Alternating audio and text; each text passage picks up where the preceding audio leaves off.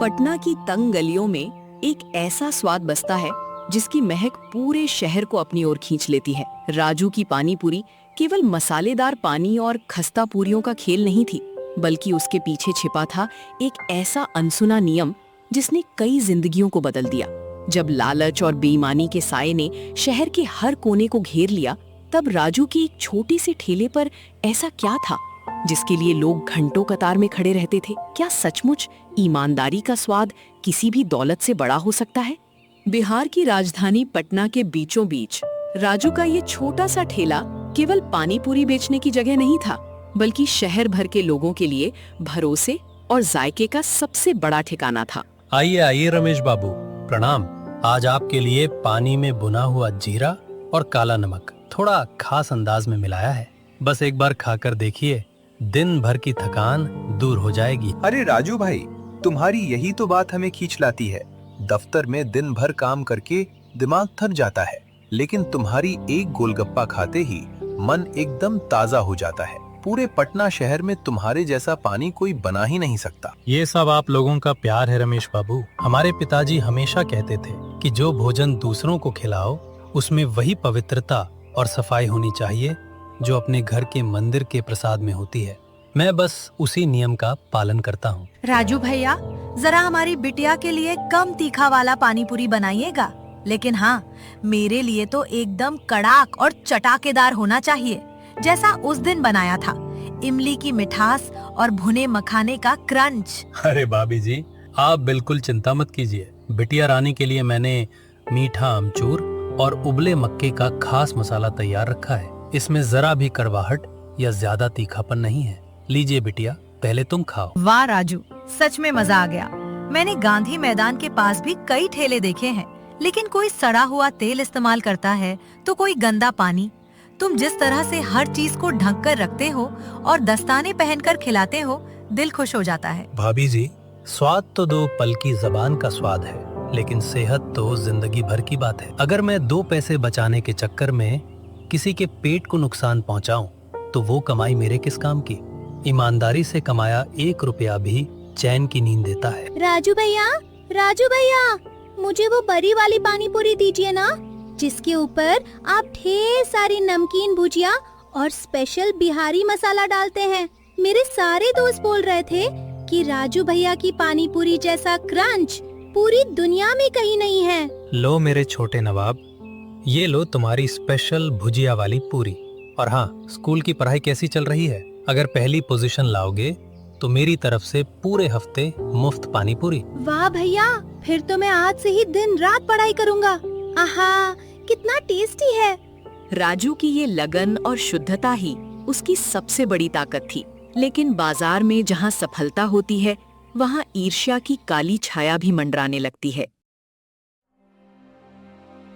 अरे ओ राजू, बड़ा ईमानदारी का ढोल पीट रहे हो बे। दिन भर में 50-100 रुपए ज्यादा कमा लेने से कोई राजा हरिश्चंद्र नहीं बन जाता। जरा हमको भी तो बताओ, इस पानी में ऐसा क्या मिलाते हो जो लोग तुम्हारे आगे पागलों की तरह लाइन लगाते हैं? महानंद भैया प्रणाम। मैं इसमें कोई जादू नहीं मिलाता, बस साफ पानी, ताजा पुदीना, शुद्ध मसाले और ढेर सारा प्यार मिलाता हूँ। आप भी अगर साफ सफाई और शुद्धता पर थोड़ा ध्यान देंगे तो आपके ग्राहक भी वापस लौट आएंगे। अरे जा, हमें मत सिखा पढ़ाई।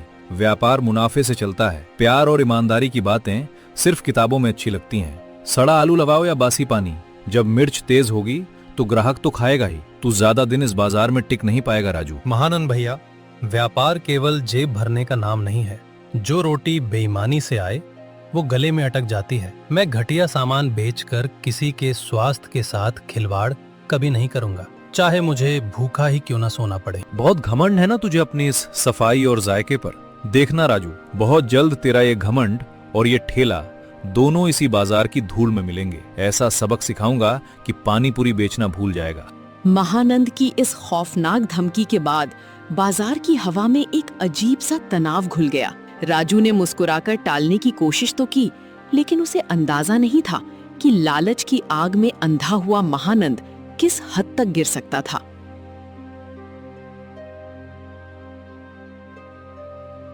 महानंद की उस खौफनाक और जहरीली धमकी के ठीक अगले ही दिन से राजू का हंसता खेलता व्यापार अचानक जैसे थम सा गया। बाजार के वही सीधे साधे लोग जो कल तक राजू की सफाई, सादगी और स्वादिष्ट पानी पूरी की तारीफ करते नहीं थकते थे, आज विक्रम के नए ठेले पर दीवानों की तरह धक्का मुक्की कर रहे थे।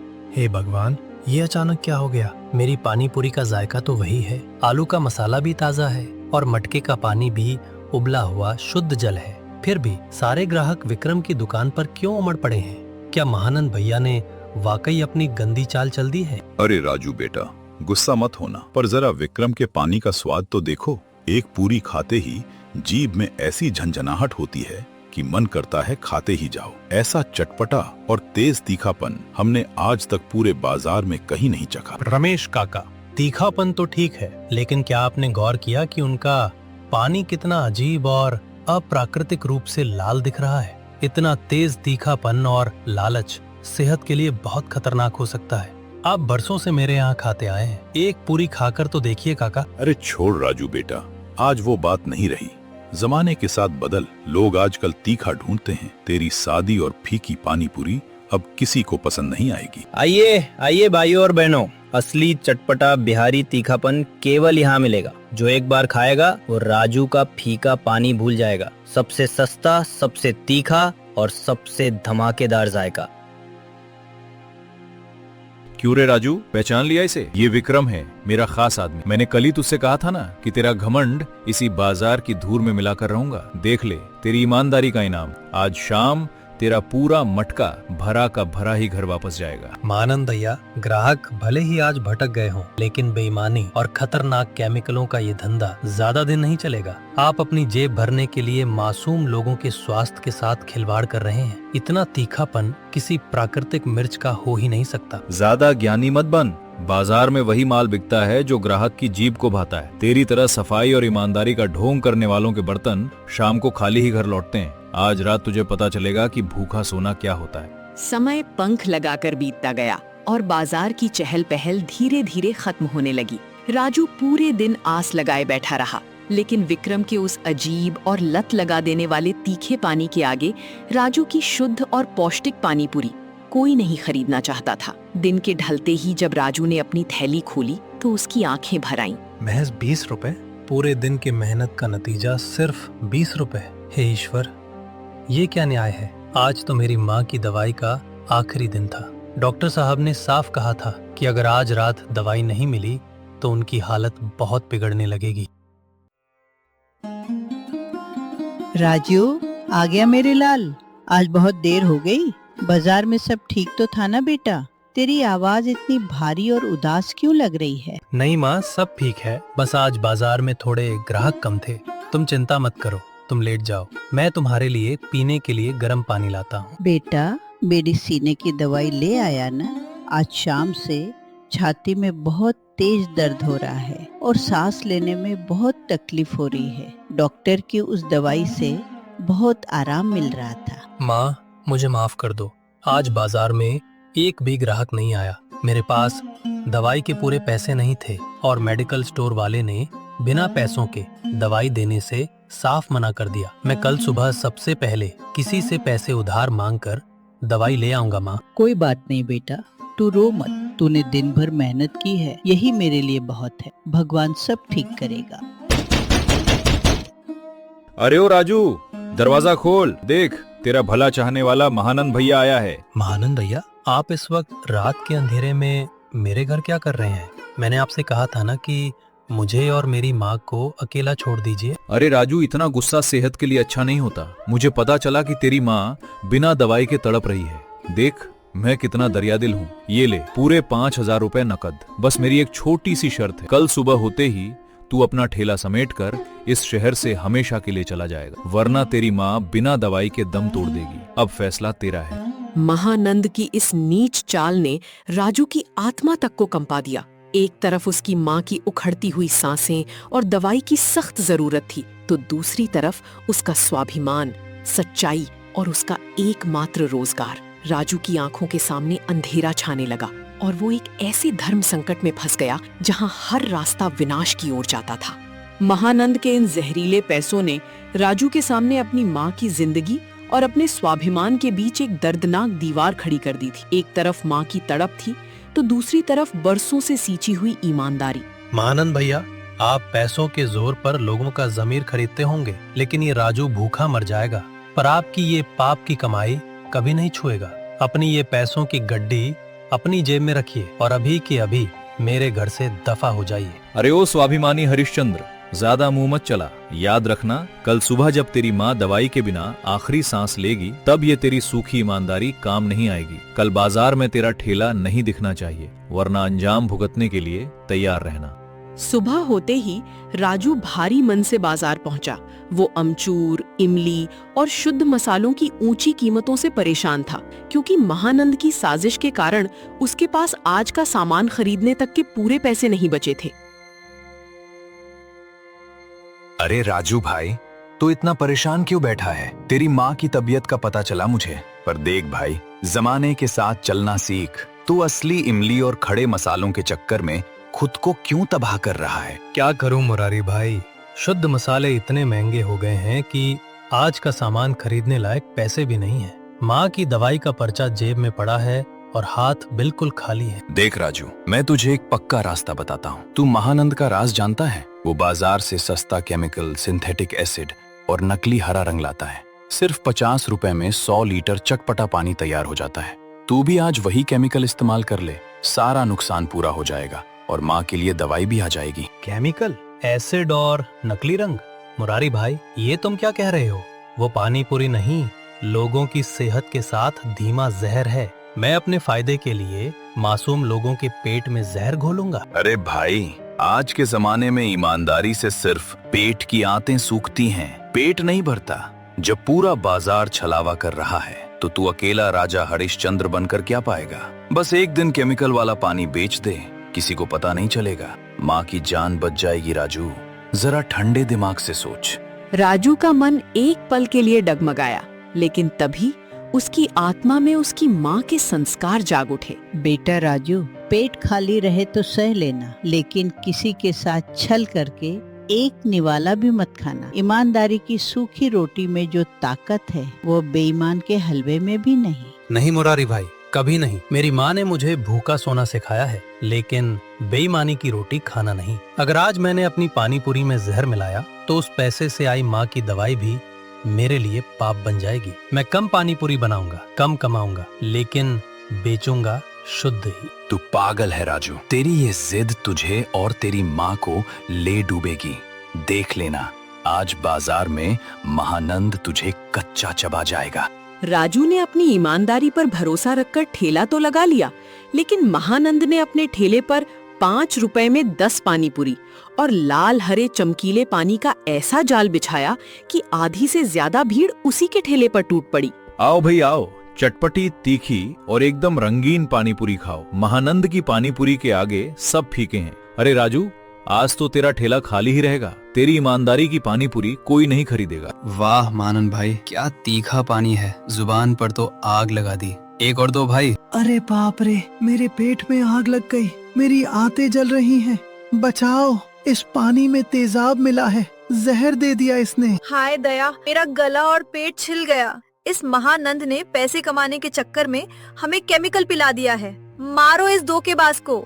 बाजार में देखते ही देखते भयानक हड़कंप मच गया। दर्जनों ग्राहक पेट दर्द से चीखने चिल्लाने लगे। गुस्साई भीड़ का पारा 7वें आसमान पर पहुंच गया और उन्होंने महानंद के ठेले को घेर लिया। अरे रुको, मेरी बात सुनो, मैंने कुछ नहीं किया। ये सब इस राजू की चाल है। राजू मुझसे जलता है, उसी ने चुपके से मेरे पानी के मटके में जहर मिलाया है। पकड़ो इस राजू को। क्या राजू ने मिलावट की है? अपनी दुकान चलाने के लिए लोगों की जान से खेला। इस राजू को आज जिंदा नहीं छोड़ेंगे, इसका ठेला भी जला दो। नहीं, ये सफेद झूठ है। मैंने किसी के पानी में कुछ नहीं मिलाया। आप लोग मेरी बात तो सुनिए। ईमानदारी की राह चुनने वाले राजू पर महानंद ने अपनी जान बचाने के लिए इतना बड़ा घिनौना इल्जाम लगा दिया था। क्या गुस्साई भीड़ और पुलिस राजू की बेगुनाही पर यकीन करेगी, या फिर अपनी बीमार माँ का अकेला सहारा राजू हमेशा के लिए जेल की सलाखों के पीछे धकेल दिया जाएगा? बाजार के चौराहे पर सन्नाटा छा गया था। पुलिस की गाड़ियों के सायरन ने गुस्साई भीड़ के कदमों को पल भर के लिए रोक दिया था। राजू अपनी बेगुनाही की दुहाई दे रहा था, लेकिन महानंद के फैलाए जाल में पूरा बाजार फंस चुका था। अपनी बीमार माँ का इकलौता सहारा राजू बेबस खड़ा था, पर कोई भी उसकी बात सुनने को तैयार नहीं था। सब के सब अपनी जगह पर रुक जाओ। कानून को अपने हाथ में लेने की कोशिश किसी ने की तो सीधे जेल जाओगे। हम खाद्य सुरक्षा विभाग से हैं। बाजार में जहरीला पानी बिकने की शिकायत मिली है और यहाँ मौजूद हर ठेले की तुरंत जांच होगी। साहब, जांच क्या करेंगे आप? ये सामने खड़ा राजू ही असली गुनहगार है। महानंद जी जैसे शरीफ दुकानदार कह रहे हैं कि इस राजू ने जलन मिटाने के बहाने बच्चों के पेट में केमिकल वाला पानी घोल दिया है। इसे तुरंत गिरफ्तार कीजिए साहब। नहीं इंस्पेक्टर साहब, भगवान के लिए मेरी एक बात सुन लीजिए। ये सब सफेद झूठ है। मैंने किसी के पानी में कुछ नहीं मिलाया। मैं तो अपने साफ और ताजे पानी से उन मासूम बच्चों की प्यास बुझा रहा था, जिन्हें महानंद जी के तीखे पानी से पेट में जलन हो रही थी। आप अभी मेरे पानी को पीकर देख लीजिए साहब, ये एकदम शुद्ध है। वाह राजू वाह, अपनी चोरी पकड़ी गई तो उल्टा मुझ पर इल्जाम लगा रहा है। साहब, ये लड़का मेरी दुकान की बिक्री देखकर मुझसे जलता है। जब से मैंने चटपटा पानी बेचना शुरू किया, इसकी दुकान ठप हो गई। इसी रंजिश में इसने मेरे ग्राहकों को जहरीला पानी पिलाया ताकि मेरी दुकान बदनाम हो जाए।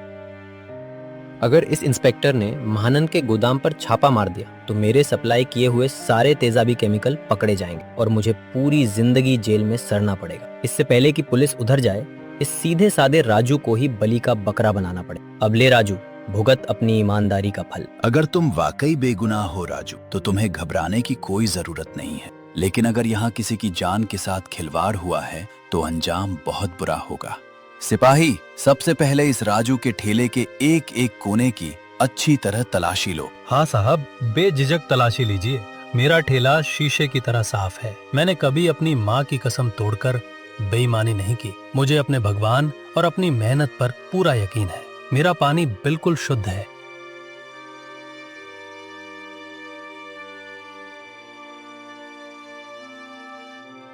अरे साहब, यहाँ नीचे तो कुछ और ही छिपा कर रखा गया है। ये देखिए साहब। क्या मिला वहाँ? बाहर निकालो उसे। साहब, ये नीले रंग के तीखे रसायन की पोटली हैं। इन पोटलीज पर साफ साफ खतरनाक तेजाबी केमिकल का निशान बना हुआ है। देखा साहब, पकड़ा गया पापी।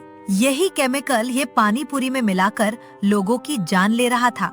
मारो इस ढोंगी को, इसने हमारे बच्चों को जहर दिया है। ये क्या है? ये पोटली यहाँ कैसे आई? साहब, मैं अपनी माँ की कसम खाता हूँ, ये पोटली मेरी नहीं है। मैंने इन्हें अपनी पूरी जिंदगी में कभी नहीं देखा। किसी ने मेरे साथ बहुत बड़ा छल किया है साहब। अब क्या सफाई देगा राजू? सबूत तेरे ही ठेले के नीचे से निकला है। तू तो मासूम बच्चों का कातिल निकला। साहब, इस दरिंदे को एक पल भी बाहर मत रहने दीजिए। इसे अभी जेल भेजिए। हाँ साहब, ऐसे इंसान को तो कड़ी से कड़ी सजा होनी चाहिए। गरीब बनने का ढोंग करके हम सबको बेवकूफ बना रहा था। बहुत नाटक कर लिया तुमने राजू। आंखों के सामने जहर की पोटली बरामद हुई है और तुम बेगुनाही का ढोंग रच रहे हो। सिपाही, तुरंत हथकड़ी लगाओ इसे। साहब, मेरी माँ बहुत बीमार है। घर में अकेली मेरा इंतजार कर रही है। अगर मुझे जेल भेज दिया तो वो बिना दवा और खाने के मर जाएगी। मैं हाथ जोड़ता हूँ साहब, मुझे मत ले जाइए। किसी ने साजिश करके ये केमिकल मेरे ठेले में रखा है। मेरी बेगुनाही का यकीन कीजिए साहब। सच्चाई और ईमानदारी का दिया बुझ चुका था और मक्कारी की जीत का जश्न मनाया जा रहा था। अपनी बीमार माँ का अकेला सहारा और बेगुनाह राजू अब जेल की तरफ ले जाया जा रहा था। पर क्या राजू की बेगुनाही का सच कभी सामने आ पाएगा, या फिर महानंद और विक्रम का ये खौफनाक षड्यंत्र राजू और उसकी माँ की जिंदगी को हमेशा के लिए तबाह कर देगा? जब जुल्म अपनी सारे हदों को पार कर देता है, तब ईश्वर किसी न किसी रूप में सच्चाई का दिया जलाने जरूर आता है। राजू की आंखें आंसुओं से धुंधली हो चुकी थीं, पर उम्मीद की एक आखिरी किरण अभी बाकी थी। साहब, मेरी एक बात सुन लीजिए। मेरी बीमार माँ घर पर अकेली मेरा इंतजार कर रही है। मैंने कभी किसी के खाने में जहर नहीं मिलाया साहब। मैं तो अपनी चटपटी पानी पूरी से लोगों के चेहरे पर मुस्कान लाता हूँ। मुझे अपनी माँ के पास जाने दीजिए। दिखावा बंद करो राजू। तुम्हारी पानी पूरी के मसाले में वो हानिकारक केमिकल मिला है जो लोगों की सेहत के साथ खिलवाड़ कर रहा था। कानून भावनाओं पर नहीं, सबूतों पर चलता है। ले जाओ इसे थाने। रुक जाइए, रोकिए पुलिस अंकल। राजू भैया बिल्कुल बेगुनाह है, इन्हें मत ले जाइए। अरे बेटा, तुम कौन हो और इस अपराधी को बेगुनाह क्यों कह रहे हो? तुम्हारे पास क्या सबूत है? अंकल, मैं वही बच्चा हूँ जिसकी तबीयत दोपहर में खराब हो गई थी। जब मेरे पास दवाई के पैसे नहीं थे, तब राजू भैया ने मुझे मुफ्त में अपनी साफ सुथरी पानी पूरी और मीठा पानी पिलाया था, जिससे मुझे राहत मिली थी। राजू भैया कभी किसी का बुरा कर ही नहीं सकते। हाँ साहब, मेरा बेटा सही कह रहा है। राजू बहुत ही ईमानदार और नेक दिल लड़का है। लेकिन सिर्फ इतना ही नहीं, मेरे बेटे ने अपनी आंखों से वो सच देखा है जो आप सबको देखना चाहिए था। ए रमेश, अपने इस बीमार बच्चे को चुप कराओ और घर ले जाओ। ये क्या बकवास कर रहा है? पुलिस साहब, ये राजू का जान पहचान वाला है। उसे बचाने के लिए झूठी कहानी गढ़ रहा है। बिल्कुल सही कहा विक्रम। अधिकारी जी, इस झूठे नाटक में समय बर्बाद मत कीजिए। इस धोखेबाज राजू को जेल में डालिए और इसका ये गंदा ठेला हमेशा के लिए यहाँ से हटा दीजिए। झूठ मत बोलिए विक्रम चाचू, मैंने अपनी आँखों से देखा था। जब राजू भैया मटके में ठंडा पानी डाल रहे थे, तब आप चुपके से ठेले के पीछे आए थे। आपने अपनी जेब से लाल ढक्कन वाली शीशी निकाली थी और उसे राजू भैया के पानी के मटके में उड़ेल दिया था। क्या क्या ये सच है? छोटे बच्चे, क्या तुम जो कह रहे हो उसकी पूरी जिम्मेदारी ले सकते हो? हाँ अंकल, अगर मैं झूठ बोल रहा हूँ तो मुझे जेल भेज दीजिए।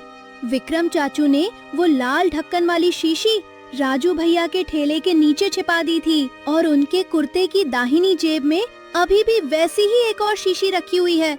आप खुद चेक कर लीजिए।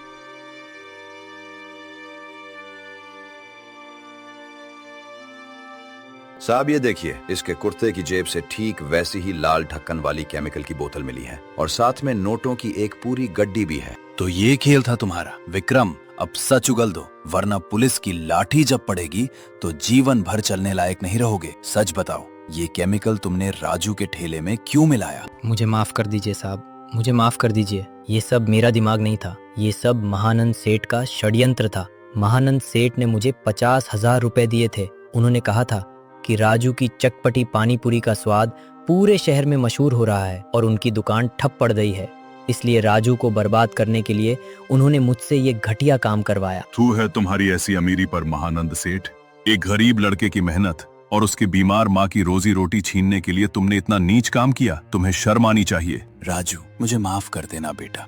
जल्दबाजी में मैंने एक बेगुनाह और ईमानदार इंसान पर शक किया। तुम्हारी सच्चाई और इस मासूम बच्चे की गवाही ने आज तुम्हें बचा लिया। ले जाओ इन दोनों अपराधियों को खाद्य पदार्थ में मिलावट करने, साजिश रचने और एक बेगुनाह को फंसाने के जुर्म में इन्हें ऐसी सजा मिलेगी कि पूरा शहर याद रखेगा। महानंद की दुकान को तुरंत सील कर दिया जाए। मुझे छोड़ दो साहब, मुझसे गलती हो गई। मुझसे मेरी दुकान मत छीनो। राजू, मुझे माफ कर दो भाई, मुझे जेल मत भेजो।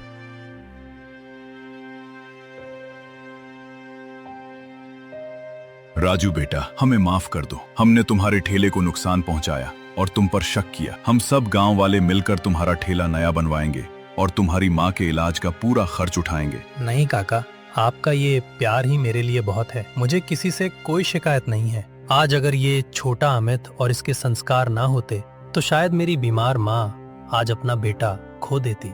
सच्चाई की राह कठिन जरूर होती है, पर उसका अंत हमेशा सुंदर होता है। राजू भैया, अब उदास मत होइए।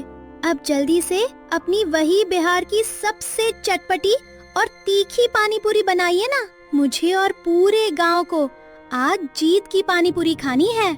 सच्चाई का दिया आंधियों में भी मुस्कुराता है और मक्कारी का सूरज आखिरकार डूब ही जाता है। राजू ने अपनी ईमानदारी और चटपटी पानीपुरी के स्वाद से न केवल गांव वालों का दिल जीता, बल्कि ये साबित कर दिया कि छल कपट चाहे कितना भी बड़ा क्यों ना हो, निष्ठा और सच्चाई के आगे उसे घुटने टेकने ही पड़ते हैं। अब बिहार की इस चटपटी पानीपुरी में केवल मसालों का स्वाद नहीं, बल्कि सच्चाई और इंसानियत की मिठास भी घुल चुकी थी।